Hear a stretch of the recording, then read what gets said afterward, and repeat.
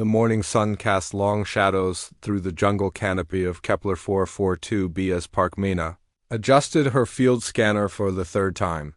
The device kept giving her strange readings from the dense undergrowth ahead. She wiped sweat from her forehead and looked back at her partner. "Kim-tae, are you getting anything unusual on your scanner?" She called out. Kim-tae stopped walking and checked his equipment. The security officer had been assigned to escort the botanist on her routine survey mission. He was not happy about spending his day trudging through alien jungle, but Chief Administrator Lee Hyun had made it clear that no one went into the wilderness alone. "Nothing here," Tae replied. "Just the usual carnivorous plants and acid-spitting flowers." "What kind of reading are you getting?" Mina frowned at her scanner display. "Something big, but it's not moving. Could be a new type of plant formation or maybe some kind of mineral deposit." They had been walking for 2 hours through the thick jungle that surrounded their research station. The human colony ship Harmony's Rest had established this outpost 6 months ago to study the planet's unique plant life. Most of the vegetation here was aggressive in ways that defied normal botanical classification. Trees that could grab prey with their branches, flowers that shot poisonous darts, and vines that seemed to hunt in coordinated packs. "How much further?" Tae asked, checking his weapon charge level.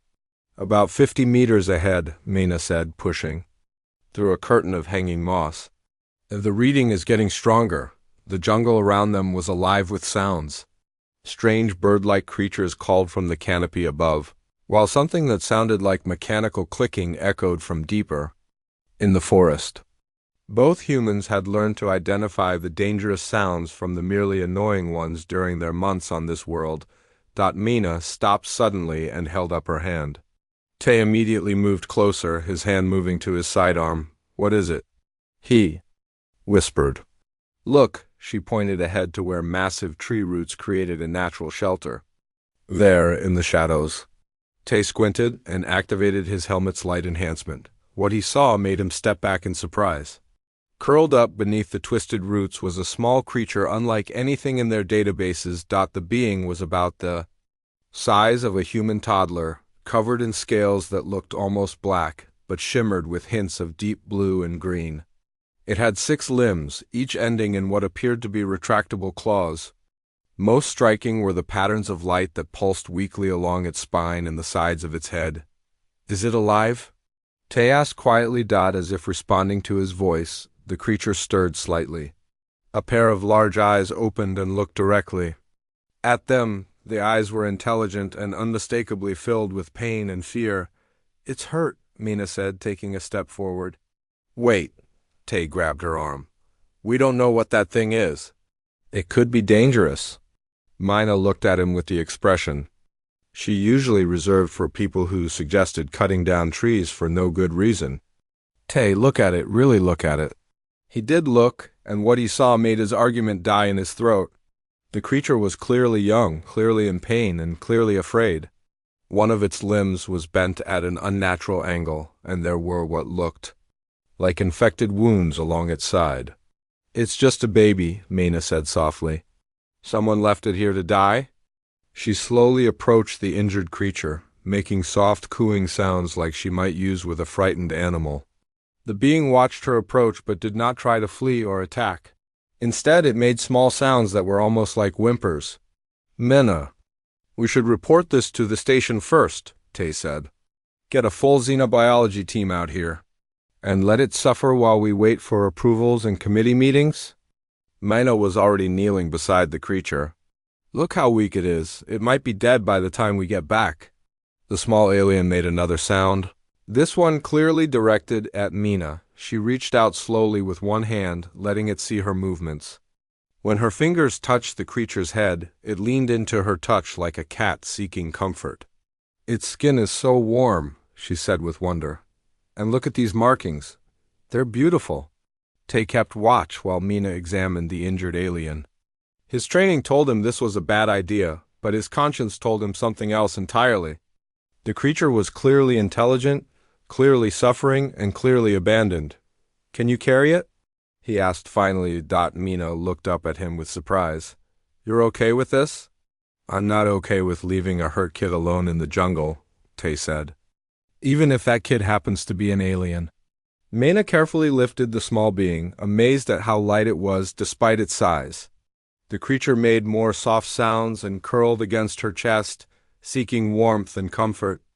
The bioluminescent markings along its body pulsed with what seemed like contentment. "There you go, little one," Mena whispered. "We're going to take care of you." As they began the journey back to the research station, neither human realized they were carrying something that would change their lives forever. They had no way of knowing that similar creatures, fully grown and far less friendly, were responsible for the destruction of entire star systems across the galaxy. The creature they had found was a Vorthak cub, offspring of the most feared predators known to galactic civilization. The Vorthak were nomadic warriors who left nothing but death in their wake. They were known throughout the Outer Rim as unstoppable killing machines who showed no mercy to any living thing. They were also known for their harsh tradition of abandoning any young that showed weakness or injury. In Vorthak culture, only the strongest deserved to survive, and any cub that could not keep up with the pack was left behind to die alone. But Mena and Tay knew none of this as they walked back through the jungle, taking turns carrying their unexpected discovery. All they knew was that they had found a child in need, and every human instinct told them to protect it. "What do you think it eats?" Mena asked as they emerged from the dense foliage near their station. "Hopefully not us," Tay replied, but he was smiling as he said it. The creature in Mina's arms looked up at both of them with those large, intelligent eyes. For the first time since they had found it, the small alien seemed to be studying them as carefully as they were studying it. Neither human could have guessed that they were looking at the child of their species' greatest enemy.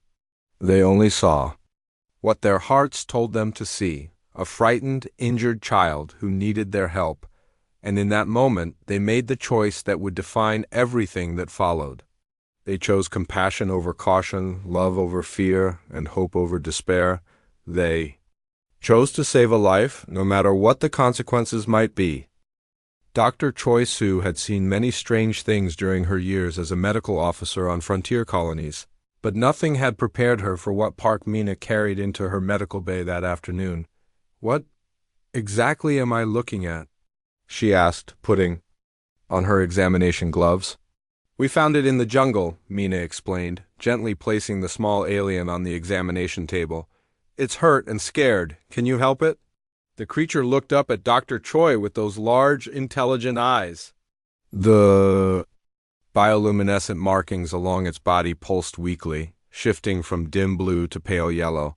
Its breathing was shallow and rapid. "I've never seen anything like this," Dr. Choi admitted, running her scanner over the alien's body. "But it's clearly in pain. Let me see what I can do." The scanner revealed multiple problems. The creature had several broken bones, severe malnutrition, and what appeared to be infected wounds along its side. The injuries looked old, as if they had been healing incorrectly for weeks.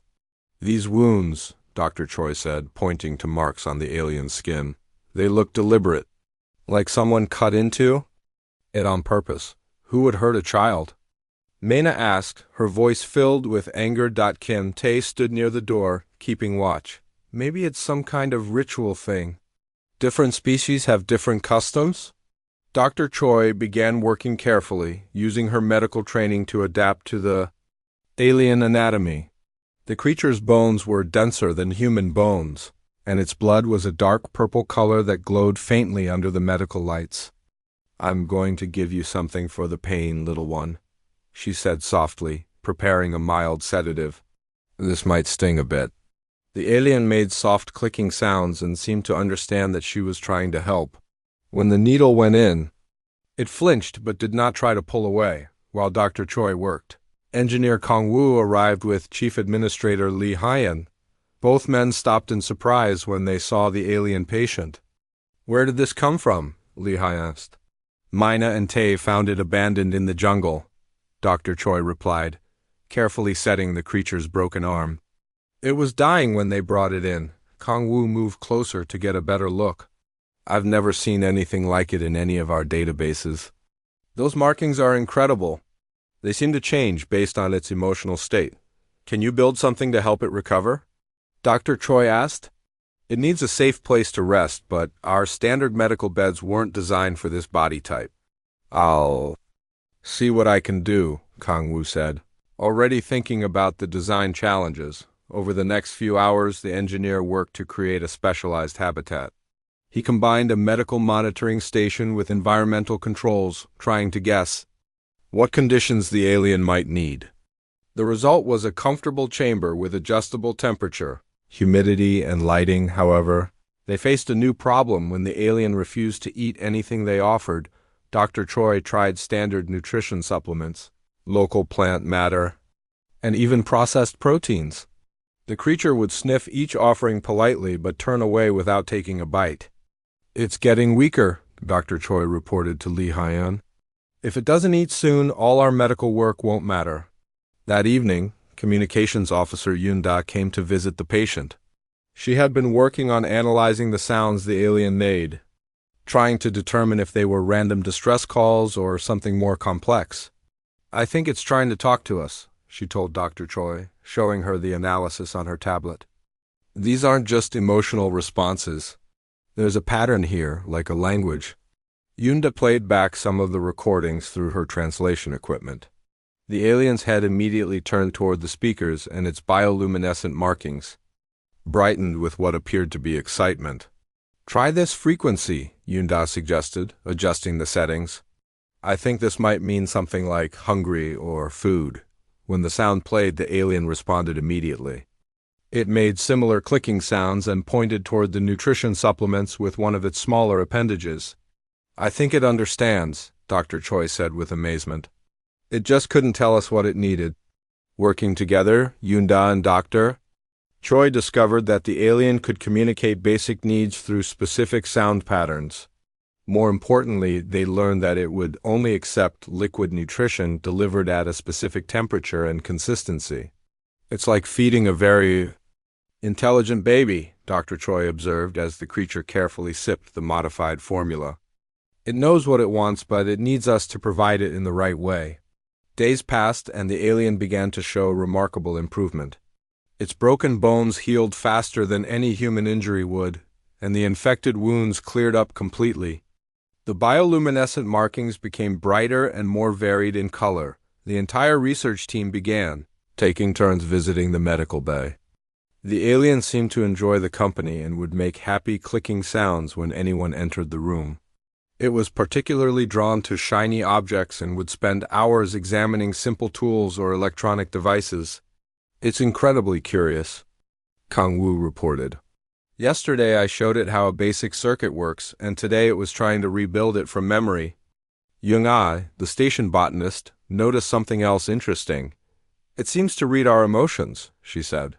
When I was sad about the plants that died in yesterday's storm, it came over and made these soft humming sounds. Almost like it was trying to comfort me. Lee Hyun watched all of this with growing concern. The alien was clearly intelligent, clearly friendly, and clearly bonding with his staff. But he also knew that Colonial Command would eventually ask about their activities on this world. What do we call it? Mena asked one evening as they watched the alien play with a simple puzzle Kang-woo had built. How about Kai? Yoon-da suggested. It sounds similar to one of the sounds it makes when it's happy. The alien looked up when it heard the name and made the clicking sound they had associated with agreement. From that moment on, it was Kai Dot. As weeks passed, Kai grew stronger and more active. The young alien had learned to understand basic human speech and could operate simple mechanical devices. It followed Dr. Choi around the medical bay like a devoted pet, but its intelligence was clearly far beyond any animal. The crisis came when Lee Hyun received a message from Colonial Command. They were sending an inspection team to review the research station's work. The inspection was routine, but the timing was terrible. We can't hide Kai, Dr. Choi said during their emergency meeting. The alien is too big now and too smart. An inspector would notice immediately. What if we report it as a new discovery? Mina suggested. And risk having Kai taken away for military research? Li Haiyan shook his head. I won't let that happen to the little one. Kim Tae, who had become surprisingly protective of their alien visitor, made a suggestion that surprised everyone. What if we list it as non-sentient fauna? Just another local creature we're studying? That would be lying in an official report. Li Haiyan said slowly. Yes, it would be, Tae replied. But it would also protect Kai? Li Haiyan looked around the room at his staff. These people had become a family over the months they had worked together, and Kai had become part of that family. The thought of losing the young alien to bureaucracy and fear made his decision easy. File the report, he told Yunda. List our discovery as non-sentient local fauna under continued observation. As Yunda prepared the false documentation, Kai sat quietly in the corner, playing with a small mechanical toy. The alien had no idea that its human family was risking their careers and possibly their freedom to keep it safe, but it did seem to understand that these strange, soft creatures cared about its well-being in a way that felt completely new and wonderful. For the first time since its earliest memories, Kai felt truly secure and loved. 3 months had passed since Kai's rescue, and the young alien had grown remarkably. Now standing as tall as a human 6-year-old, Kai moved through the research station with the confidence of someone who truly belonged there. Dr. Choi Soo smiled as she watched Kai carefully organize medical supplies in her bay. The alien had developed an obsession with keeping things neat and orderly, arranging instruments by size and function with mathematical precision.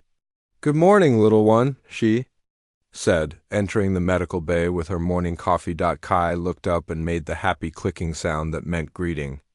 Over the months, the research team had learned to understand many of Kai's vocalizations, though the alien had also begun to understand human speech with surprising speed. Help today? Kai asked in careful, slow human words. Dr. Choi nearly dropped her coffee cup. It was the first time Kai had spoken in complete human sentences, though the words were simple and carefully chosen. You want to help me today? She asked, trying to keep the excitement out of her voice. Kai nodded, a gesture the alien had learned from watching the humans. Help Sue learn medicine. The breakthrough in communication opened new possibilities. Within days, Kai was following Dr. Choi around the station, asking simple questions about everything and absorbing information like a sponge. The alien's intelligence was clearly far beyond what anyone had initially suspected. Engineer Kang Woo had set up a small workshop area where Kai could experiment with mechanical components. The young alien showed an intuitive understanding of how things worked, often solving engineering problems in ways that amazed the human staff. Look at this, Kang Woo called to the others one afternoon, holding up a small device Kai had built. It's a water purification system. I've been working on the same problem for weeks, and Kai solved it in 2 hours. Kai beamed with pride, the bioluminescent markings along its body shifting to warm golden colors. The alien had learned that creating useful things made the humans happy, and making the humans happy seemed to be Kai's primary goal in life. Jung-ai, the botanist, had discovered that Kai had an almost magical touch with the aggressive plants they studied. The carnivorous vegetation that snapped at human researchers would remain calm around the young alien. It's like they recognize something familiar, she told Li Haiyan during one of their weekly meetings. Kai can walk right up to plants that would try to eat us? Maybe it's the pheromones, suggested Yunda. Kai's biology might be similar enough to local predators that the plants don't see a threat. The theory made sense, but it also raised questions about Kai's origins that no one wanted to explore too deeply.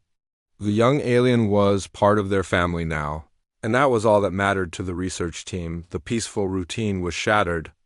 One morning, when Li Haiyan received an urgent message from Colonial Command, Inspector Nam Jun would arrive in 48 hours for a surprise facility review. This is bad, Li Haiyan told his assembled staff. Nam Jun is thorough, and he's suspicious by nature. If he discovers Kai, we're all in serious trouble. What kind of trouble? Asked Mena. The kind that ends with court-martial proceedings and Kai being taken away for military research, Li Haiyan replied grimly. The next day was spent in frantic preparation. Kang Wu and Kim Tae worked together to construct a hidden chamber behind the botanical laboratory. The space was cramped but comfortable, with its own air circulation system and basic amenities. Kai will have to stay here during the inspection, Kang Wu explained to the worried alien. Just for a day or two? Like a hiding game? Kai understood the seriousness of the situation, even if the details were beyond its comprehension. The young alien had learned to read human emotions very well, and everyone was clearly stressed about something. Bad man coming? Kai asked Dr. Choi as she prepared the medical bay for inspection. Not bad, she replied carefully. Just someone who might not understand how special you are. Yunda spent hours creating false data logs to explain any anomalous readings that might give away Kai's presence. The aliens' bioluminescent markings they had discovered emitted low-level radiation that could potentially be detected by sensitive equipment. I've created background interference patterns that should mask any unusual readings, she reported. But we'll need to keep Kai in the shielded chamber the entire time the inspector is here. The morning of the inspection arrived with gray skies and a steady drizzle that matched everyone's mood. Inspector Nam Chun's shuttle landed precisely on schedule, and the man who emerged was exactly as intimidating as Lee Hyeon had feared. Nam Jun was tall, stern, and carried himself with military precision. His scanning equipment was top of the line, and his questions were sharp and probing. He clearly suspected that the research station was hiding something, though he had no idea what. Your botanical research has been quite productive, he commented. Reviewing their reports? These discoveries could have significant commercial applications. We're proud of our work, Lee Hyeon replied. Trying to keep his voice steady, the inspection proceeded smoothly for the first few hours. Nam Jun examined their research data, questioned the staff about their procedures, and toured the main facilities. Kai remained hidden in the secret chamber, playing quietly with mechanical puzzles to pass the time. The crisis came during the afternoon when Dr. Choi was demonstrating some of their medical equipment. She was explaining the function of a plasma torch when the device malfunctioned, sending a burst of superheated gas across her hand. Dr. Choi cried out in pain and surprise, dropping the torch and clutching her burned hand. The sound of her distress carried clearly through the station's ventilation system. In the hidden chamber, Kai heard Dr. Choi's cry and reacted instantly. The young alien's protective instincts, carefully nurtured by months of love and care, overrode all caution. Kai burst from the concealed door and rushed toward the medical bay, ready to help the human who had become like a mother. Only Jung-ai's quick thinking prevented disaster. She intercepted Kay in the corridor and guided the alien into the botanical laboratory, where she immediately began an animated discussion about a rare plant specimen she had supposedly just discovered. Inspector Nam Jun, you have to see this, she called out loudly. I think we found something completely new. The inspector hurried to examine Jung-ai's discovery, leaving Dr. Choi to treat her minor burn while Kai slipped back into the hidden chamber. Nam Jun spent 20 minutes examining a perfectly ordinary local fern that Jung-ai convinced him might have unique medicinal properties. Fascinating, he said finally. Make sure to include this in your next report. The rest of the inspection passed without incident. Nam Jun completed his review, filed his reports, and departed on the evening shuttle. As his transport disappeared into the star-filled sky, the entire research team gathered in the common area, with Kai safely among them. That was too close, Kim Tae said, pouring himself a large cup of coffee with shaking hands. We can't keep this up forever, Lee Hyeon admitted. Kai is growing fast and becoming harder to hide. Sooner or later, someone is going to discover our secret. Dr. Choi looked at Kai, who was curled up in a chair listening to their conversation with obvious concern. The young alien had learned enough human language to understand that the adults were worried about the future. What happens when they find out? Mina asked quietly. I don't know, Lee Hyeon replied. But whatever happens, we face it together. Kai is family now. The young alien looked up at the humans who had saved its life and given it love. Kai didn't fully understand the dangers they faced, But the alien knew with absolute certainty that these strange, soft creatures would protect it no matter what the cost. In the vast darkness of space, surrounded by dangers they couldn't imagine, the small family on the research station held together by bonds stronger than blood or species. The peaceful morning was shattered when Captain Omin's patrol ship, the Vigilant Dawn, dropped out of hyperspace with emergency signals blazing. Li Haiyan received the transmission in his office, and what he heard made his blood run cold. Research. Station Harmony's Rest. This is Captain Omin of the Galactic Alliance patrol vessel Vigilant Dawn. We have urgent security information that affects your sector. Prepare for immediate boarding and inspection. Within an hour, Captain Omin and her team had landed at the research station. The captain was a stern woman with sharp eyes and the bearing of someone who had seen too much combat. With her came Dr. Bei Yul, a xenobiologist whose specialty made Li Haiyan's stomach clench with worry. 3 human colonies in the adjacent sector have been completely destroyed, Captain Omin announced to the assembled research team. The attackers were Vorthek raiders. No survivors were found. Dr. Choi Su felt her heart skip a beat. She had heard terrible stories about the Vorthek, a species of brutal predators that showed no mercy to any living thing. But she forced herself to remain calm, knowing that Kai was safely hidden in the workshop area. The attacks were particularly savage, Dr. Bei Yul added, consulting her datapad. The Vorthek didn't just kill the colonists. They tortured them first, taking their time. With each victim, it's their way of proving dominance. What does this have to do with us? Asked Mina, though she dreaded the answer. We're conducting security sweeps of all research stations in this region, Captain Omin replied. The Vorthak sometimes send scouts ahead of their main forces. We need to examine your records and scan your facilities. Li Haiyan tried to keep his voice steady. Of course, Captain. We'll cooperate fully with your investigation. As the security team began their work, Dr. Bei Yul reviewed the station's files with the thoroughness that had made her reputation. She was an expert on Vorthek behavior and biology, having spent years studying the scattered remains they left behind. Your botanical reports are quite detailed, she commented, scrolling through data on her tablet. But I'm seeing some inconsistencies in your environmental readings. Radiation levels that don't match the local flora patterns. Yunda felt sweat forming on her forehead. Those could be equipment malfunctions. Our scanners sometimes give false readings in the high humidity. Possibly, Dr. Bei said, but her tone suggested she wasn't convinced. The crisis erupted when Kai, now nearly as tall as an adult human, accidentally encountered Captain Omin during her unscheduled inspection of the habitat modules. The young alien had been moving quietly through the station's corridors, heading to the workshop where several new mechanical puzzles waited. Captain Omin rounded a corner and came face to face with something that made her military training take over instantly. She saw the scaled hide, the bioluminescent markings, the 6 limbs with retractable claws, and she knew immediately what she was looking at. Vorthek, she whispered, her hand moving to her weapon. Everyone get back, now. Kai froze in surprise and fear. The alien had never seen a human react with such hostility before. The bioluminescent markings along its body flashed bright red with distress. Wait, Dr. Choi Su threw herself between the captain and Kai. Please, you don't understand. This isn't what you think. That is a Vorthak juvenile, Captain Omin said, her weapon now drawn and aimed. I've seen enough pictures of these monsters to know one when I see it.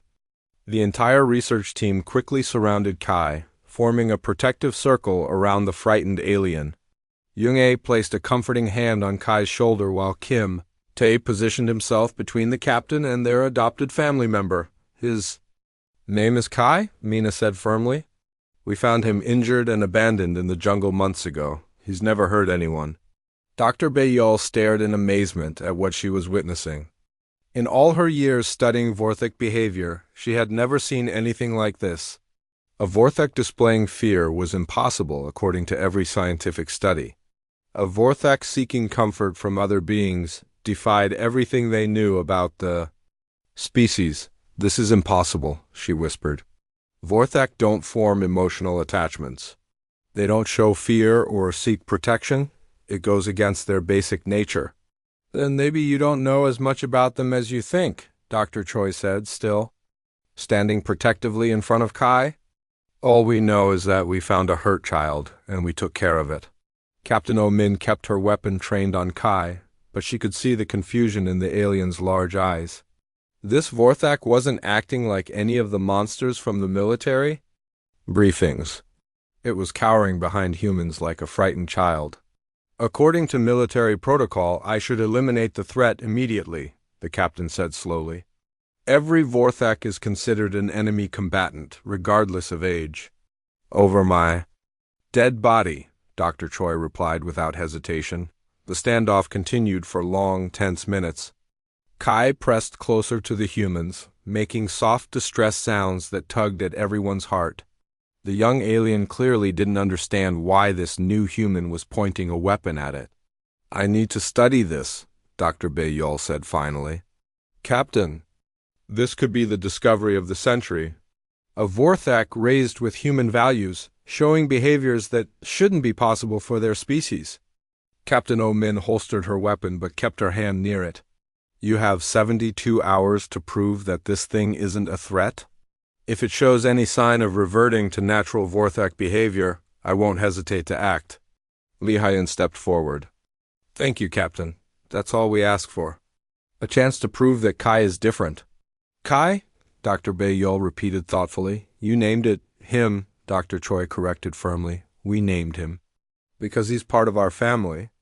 Dr. Baeyol looked at the young Vorthak clinging to its human protectors and realized she was seeing something that would rewrite everything science believed about one of the galaxy's most feared species. The next 3 days would either prove that nurture could overcome the most violent nature, or they would all die trying to protect a monster. Bring it to the medical bay, she said finally. I need to run some tests. As they carefully guided Kai toward the medical facilities, the young alien looked back at Captain Oh-min with confusion and hurt in its eyes. For the first time since its rescue, Kai was beginning to understand that not all humans were automatically friends. The revelation that had been hidden for months was finally in the open, and none of them knew if their family would survive the truth. Dr. Baeyol had worked with Vorthak specimens before, but only dead ones found at attack sites. Having a living subject, especially a juvenile, was unprecedented in xenobiological research. She set up her equipment in the research station's main laboratory while Kai watched nervously from Dr. Choi Su's side. These tests won't hurt him, Dr. Bae assured the protective humans. I need to understand how his brain responds to various stimuli.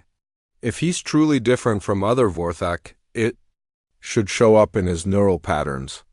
The first test involved playing recordings of human distress calls. In normal Vorthak, such sounds would trigger an immediate hunting response, causing increased aggression and predatory focus. Dr. Bae played the sounds while monitoring Kai's brain activity and physical responses. The results were startling. Instead of showing excitement or aggression, Kai became visibly upset. The young alien's bioluminescent markings shifted to worried blues and purples, and he moved closer to Dr. Choi for comfort. The sounds make sad, Kai said in his careful human speech. Why humans cry? Dr. Bae stared at her readings in disbelief. This is impossible. A Vorthak showing empathy for human suffering goes against everything we know about their species. The second test involved showing Kai images of violence and conflict.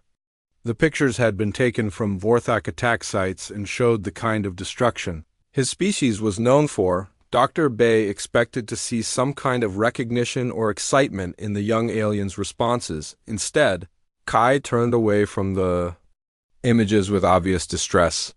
He covered his eyes with his smaller appendages and made soft whimpering sounds. Bad pictures, he said firmly. No, make Kai feel sick.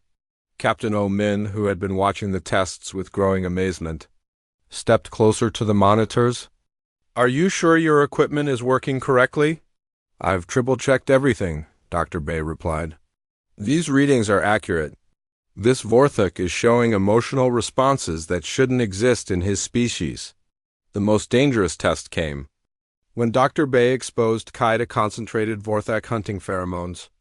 These chemical signals were known to trigger uncontrollable killing frenzies in adult Vorthok, overriding all rational thought and turning them into unstoppable predators. The research team moved to a safe distance while Dr. Bay released the pheromones into Kai's testing chamber.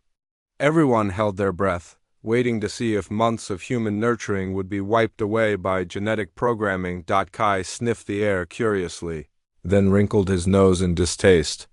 The bioluminescent markings along his body flickered with confusion, but there was no sign of aggression or bloodlust. Instead, he seemed slightly nauseated. "Smell bad," he complained. "Like old food. Make Kai want to go away." Dr. Bay sat down heavily in her chair, staring at the impossible data on her screens. "This rewrites everything we thought we knew about Vorthok biology. He's completely immune to his own species' biochemical triggers. Because he was raised with love instead of violence," Dr. Choi said firmly. "Kai learned human values before his natural instincts could develop."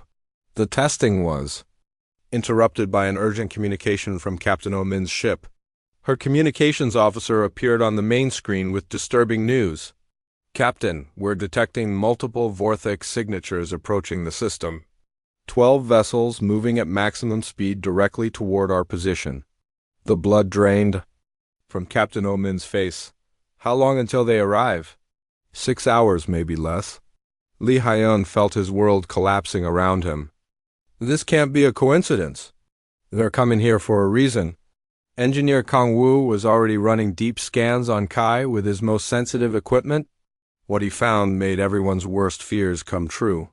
"The bioluminescent markings," he said grimly. "They're not just for communication. They're broadcasting a low-frequency signal that can be detected across interstellar distances." "Kai has been sending a beacon to his own kind?" Captain Omin demanded. "Not intentionally," Kang Woo assured her. "It's probably an automatic biological function, like a lost cub calling for its pack." Kai overheard the conversation and began to tremble. The young alien's markings shifted to deep, frightened blues as memories began surfacing from his earliest life. Images of massive ships, the sounds of his birth pack, and most disturbing of all, the ritual scarification that had marked him as flawed. "I remember," Kai whispered in human language that was suddenly much more fluent than before. "I remember the cutting, the pain. They said I was weak. They left me to die because I could not hunt." Dr. Choi knelt beside the frightened alien and pulled him into a protective embrace. "That's all in the past, little one. You're safe with us now." "No," Kai said sadly. "They come for me now. They finish what they start before." Captain Omin faced an impossible tactical situation. Her single patrol vessel could not hope to stand against 12 Vorthok warships. The research station had no meaningful defenses, and evacuation was impossible with so little time. "We could surrender Kai to them," she said quietly. "It might save the rest of us." The response from the research team was immediate and unanimous. "Absolutely not," Dr. Choi said fiercely. "We don't abandon family," added Kim Tae. "Kai stays with us, no matter what," Mina declared. Lee Hyun looked around at his staff, seeing the determination in their eyes. These people were willing to die, rather than give up the alien child they had raised with love and care. "Then we fight," he said simply. "We protect our own."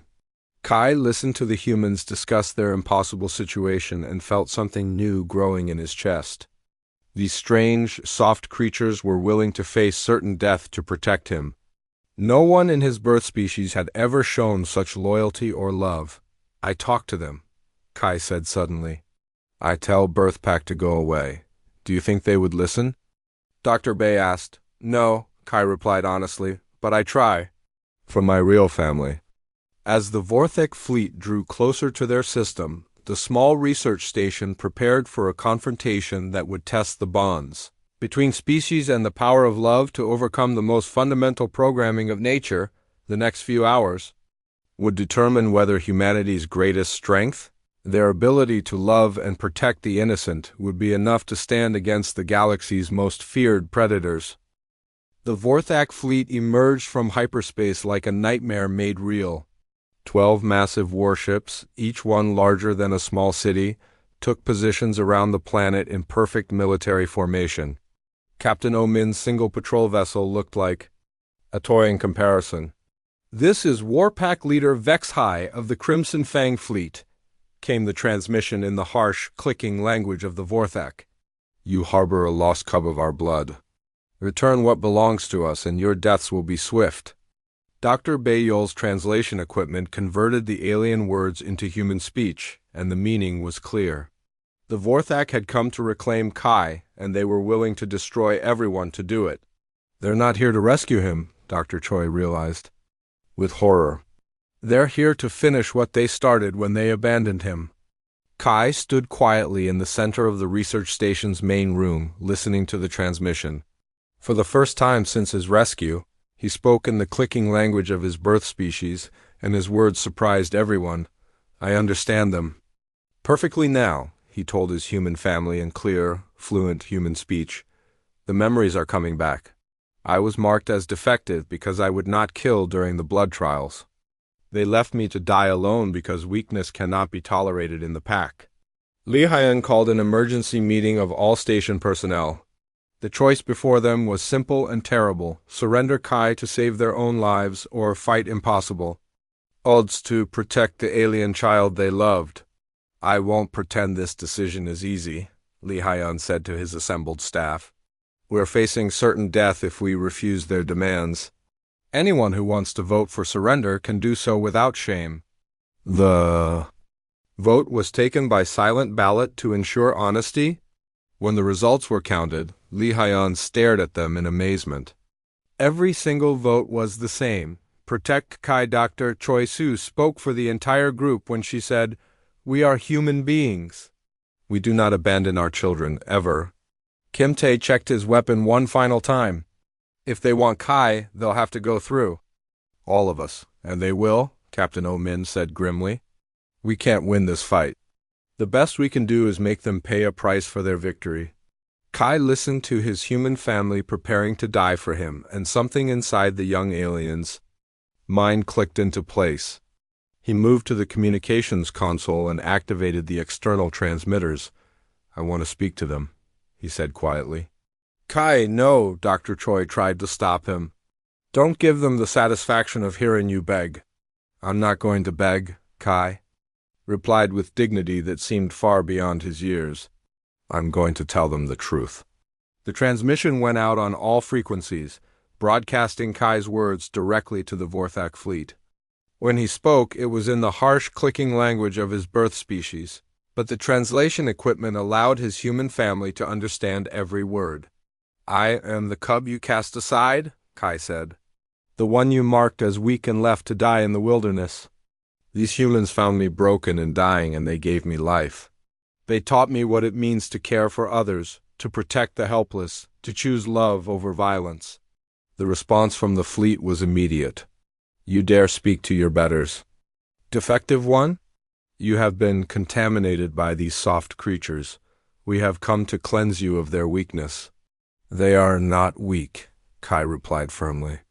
"They are stronger than any Vorthak because they choose to protect rather than destroy. They are my pack now, my true family. If you want to harm them, you will have to come through me." The silence that followed was longer than anyone expected. Finally, a new voice came over the communications, older and carrying the weight of absolute authority. "I am Pack Leader Zarthek, first hunter of the Crimson Fang. Birthsire to the cub called Kai. I did not expect the defective one to survive the wilderness trial." Dr. Choi felt her heart break as she realized that Kai's own parent had been the one to abandon him to die. "You survived, small one," the pack leader continued. "This gives you rights under the ancient laws. You may claim protection over your chosen pack, but the price is high. Choose to remain with these humans, and you will be dead to us forever. Your name will be struck from our records, and your bloodline will be forgotten." Kai looked around at the humans who had saved him, raised him, and loved him unconditionally. Dr. Choi Soo, who had healed his broken bones and taught him kindness. Engineer Kang Woo, who had built him toys and taught him the joy of creation. Lee Hyen, who had risked everything to keep him safe. All of them who had become more family to him than his birth species had ever been. Then strike my name, Kai said with quiet dignity. Forget my bloodline. One choose my real family. The ones who found me when I was broken and loved me when I was afraid. I choose humanity. The response came after a long pause. So be it, former cub of the Crimson Fang, live with your chosen pack, but know that you are dead to us now. We will honor the ancient law and depart, but you will never be welcome among the Vorthak again. As the massive warships began to withdraw from the system, one final transmission reached the research station. It was private, meant only for Kai, and the words were spoken in a tone that might have been pride. You were never weak, little one. You were something we could never understand. Be strong with your new pack. Hours later, as the last Vorthak ship disappeared into hyperspace, the research station settled into an exhausted peace. Kai sat quietly in the common area, processing everything that had happened.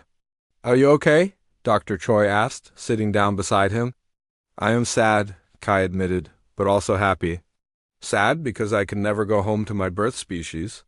Happy because I already am home, with my real family. Months passed and the research station was converted into a unique diplomatic outpost. Kai's story had spread throughout the galaxy, inspiring hope that even the most fundamental conflicts between species might be resolved through understanding and compassion.